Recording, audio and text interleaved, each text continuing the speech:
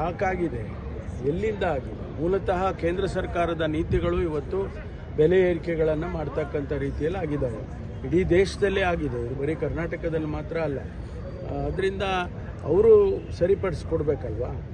ಕೇಂದ್ರ ಸರ್ಕಾರಗಳು ಯಾವುದೇ ಸರ್ಕಾರ ಬಂದಾಗ ರಾಜ್ಯ ಸರ್ಕಾರದನ್ನು ನಮ್ಮ ಫೆಡರಲ್ ಸ್ಟ್ರಕ್ಚರ್ನಲ್ಲಿ ಆ ಸಂಬಂಧ ಇದೆಯಲ್ಲ, ರಾಜ್ಯ ಮತ್ತು ಕೇಂದ್ರದ ಸಂಬಂಧ, ಆ ಸಂಬಂಧ ಸರಿಯಾಗಿಲ್ಲದೆ ಇದ್ದಾಗ ಈ ರೀತಿ ಆಗುತ್ತೆ. ನಮಗೆ ಬರ್ತಕ್ಕಂಥ ಟ್ಯಾಕ್ಸಿಗೆ, ನಾವು ಕೊಟ್ಟಂಥ ಟ್ಯಾಕ್ಸಿಗೆ ನಮಗೆ ಕೊಡುವಂಥ ಹಣ ಏನಿದೆ ಅದು ಸರಿಯಾಗಿ ಮತ್ತು ಸರಿಯಾದ ಸಂದರ್ಭಕ್ಕೆ ಒಂದು ಕ್ಯಾಲ್ಕುಲೇಷನ್ಸ್ ಮಾಡಿದರೆ ನಮಗೆ ಹೆಚ್ಚು ಹಣ ಬರಬೇಕಲ್ವ? ಹಾಗಾಗಿ ನಾವು ಇಷ್ಟೊಂದು 20,000ಕ್ಕೂ ಹೆಚ್ಚು ಕೋಟಿಗಳನ್ನು ನಾವು ಟ್ಯಾಕ್ಸ್ ರೂಪದಲ್ಲಿ ಕೊಟ್ಟಾಗ ರಾಜ್ಯ ಸರ್ಕಾರಕ್ಕೆ ಅದಕ್ಕೆ ಏನು ಪ್ರಾಮಾಣಿಕವಾಗಿ ಕೊಡಬೇಕಾಗುತ್ತೆ. ಅದರಿಂದ ಅದು ಕೊಡಲಿಲ್ಲ ಅಂತ ಹೇಳಿದಾಗ ನಮ್ಮ ರಿಸೋರ್ಸನ್ನು ನೀವು ಜಾಸ್ತಿ ಮಾಡ್ಕೊಳ್ಳಿ ಅಂದಾಗ ನಾವು ಅನಿವಾರ್ಯವಾಗಿ ಕೆಲವು ಬೆಲೆಗಳನ್ನು ಮಾಡಬೇಕಾಗುತ್ತೆ. ಮಾಡಿ ಗ್ಯಾರಂಟಿ ಸರಿದೂಗಿಸಲು ಇದೆಲ್ಲ ಮಾಡುತ್ತಿದೆ ಅಂತೇಳಿ ಬಿಜೆಪಿ ಗ್ಯಾರಂಟಿ ನಾವು ಬಡ್ಜೆಟ್ನಲ್ಲೇ ತಿಳಿಸಿದ್ದೇವೆ, ನಾವೇನು ಕದ್ದು ಮುಚ್ಚಿ ಮಾಡ್ತಾ ಇಲ್ಲ.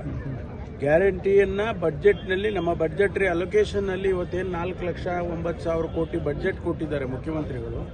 ಆ ಬಡ್ಜೆಟ್ನಲ್ಲೇ 51,000 ಕೋಟಿ ರೂಪಾಯಿಯನ್ನು ಗ್ಯಾರಂಟಿಗೆ ತೆಗೆದಿಟ್ಟಿದ್ದಾರೆ. ಅದಕ್ಕೂ ಯಾವುದೇ ಸಂಬಂಧ ಇಲ್ಲ ಸರ್. ಇದು ಕರ್ನಾಟಕದಲ್ಲಿ ಪೊಲೀಸ್ ಸ್ಪೋರ್ಟ್ಸ್ ಬೋರ್ಡ್ ಅನ್ನ ಕ್ಲೋಸ್ ಮಾಡಿ ಅಲ್ಲಿರೋನೆಲ್ಲ ರಿಲೀವ್ ಮಾಡಿದ್ದಾರೆ ಅಂತ ಹೇಳಿ ಇದೆ. ಯಾವುದು ಪೊಲೀಸ್ ಒಂದು ಸ್ಪೋರ್ಟ್ಸ್ ಬೋರ್ಡ್ ಇದೆಯಲ್ಲ ಸರ್ ನಮ್ಮಲ್ಲಿ, ಸೊ ಅದನ್ನು ಕ್ಲೋಸ್ ಮಾಡಿದ್ದಾರೆ ಅಂತ ಹೇಳ್ತಿದ್ದಾರೆ. ಯಾವ ಕಾರಣಕ್ಕೋಸ್ಕರ? ಅನೇಕ ಬದಲಾವಣೆಗಳನ್ನು ಮಾಡ್ತಾ ಇರ್ತಾರೆ. ಬಟ್ ಸ್ಪೋರ್ಟ್ಸ್ ಆಕ್ಟಿವಿಟಿ ಪೊಲೀಸ್ನಲ್ಲೇ ನಡೀತಾ ಇದೆಯಲ್ಲ. 3% ಈಗ ರಿಸರ್ವೇಷನ್ ಮಾಡಿದ್ದೇವೆ ಪೊಲೀಸ್ ರೆಕ್ರೂಟ್ಮೆಂಟಲ್ಲಿ. 3% ಕ್ರೀಡಾಪಟುಗಳಿಗೆ ಅಂತ ಹೇಳಿ ಮಾಡಿದ್ದೇವೆ. ಅದರಿಂದ ಯಾವುದೇ ತೊಂದರೆ ಏನಾಗಿಲ್ಲ.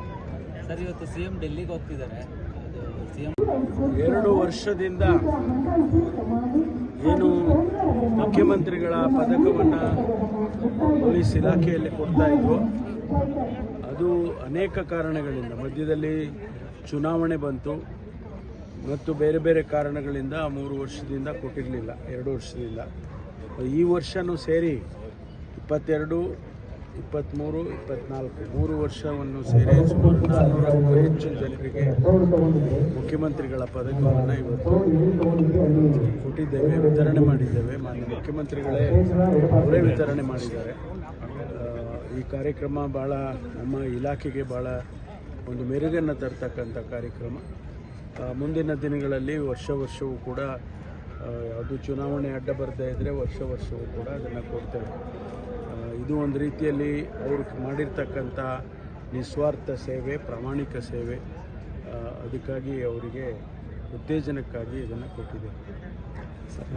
ಇವತ್ತು ವಕ್ಫ್ ತಿದ್ದುಪಡಿ ಮಸೂದೆ ಲೋಕಸಭೆಯಲ್ಲಿ ಮಂಡನೆ ಆಗ್ತಾ ಇದೆ. ಸೊ ಕಾಂಗ್ರೆಸ್ ಸೇರಿದಂತೆ ಇತರ ಪಕ್ಷಗಳು ಕೂಡ ಆಗಲೇ ನಮ್ಮ ಅಖಿಲ ಭಾರತ ಕಾಂಗ್ರೆಸ್ ಪಕ್ಷದ ಮುಖಂಡರುಗಳೆಲ್ಲ ಹೇಳಿದ್ದಾರೆ. ವಕ್ಫ್ ಬಿಲ್ಲನ್ನೇನು ಅವರು ಮಸೂದೆಯನ್ನು ತಂದಿದ್ದಾರೆ, ಅನೇಕ ತಿದ್ದುಪಡಿಗಳಾಗಬೇಕಾಗಿದೆ. ಅದರಲ್ಲಿ ಎಲ್ಲರ ಮನಸ್ಸಿಗೂ ಕೂಡ ತೃಪ್ತಿಯಾಗುವಂಥ ಮಸೂದೆ ಅಲ್ಲ ಅದು ಅಂತ ಹೇಳಿ ಈಗಾಗಲೇ ನಮ್ಮ ಪಕ್ಷದ ಮುಖಂಡರುಗಳು ಪ್ರತಿಕ್ರಿಯೆ ಮಾಡಿದ್ದಾರೆ. ಇಡೀ ದೇಶದಲ್ಲಿ ಅದಕ್ಕೆ ಒಂದು ರೀತಿಯಲ್ಲಿ ವಿರುದ್ಧವಾದಂಥ ಪ್ರತಿಕ್ರಿಯೆ ಆಗ್ತಾ ಇದೆ. ಅದರಲ್ಲೂ ವಿಶೇಷವಾಗಿ ಮುಸ್ಲಿಂ ಸಮುದಾಯದವರು ಅದನ್ನು ಒಪ್ಕೊಂಡಿಲ್ಲ.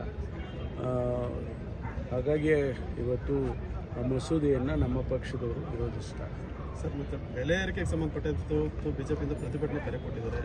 ಡೀಸೆಲ್ ಕೂಡ ನನಗೂ ಅದು ಗಮನಕ್ಕೆ ಬಂದಿದೆ. ಅದಕ್ಕೆ ತನಿಖೆ ಮಾಡ್ತೇವೆ. ಅದೇನು ಇನ್ನೂ ಯಾವುದೂ ಅವ್ರ ಮೇಲೆ ಕ್ರಮ ಆಗಲಿ, ಚಾರ್ಜ್ ಶೀಟ್ ಆಗಲಿ, ಮತ್ತೊಂದಾಗಲಿ ಯಾವುದೂ ಕೂಡ ಆಗಲಿಲ್ಲ. ಅದು ಏನೋ ರಿಯಲ್ ಎಸ್ಟೇಟಿಗೆ ಸಂಬಂಧಪಟ್ಟಿದ್ದು, ಅದಕ್ಕೆ ತನಿಖೆ ಮಾಡ್ತೇವೆ.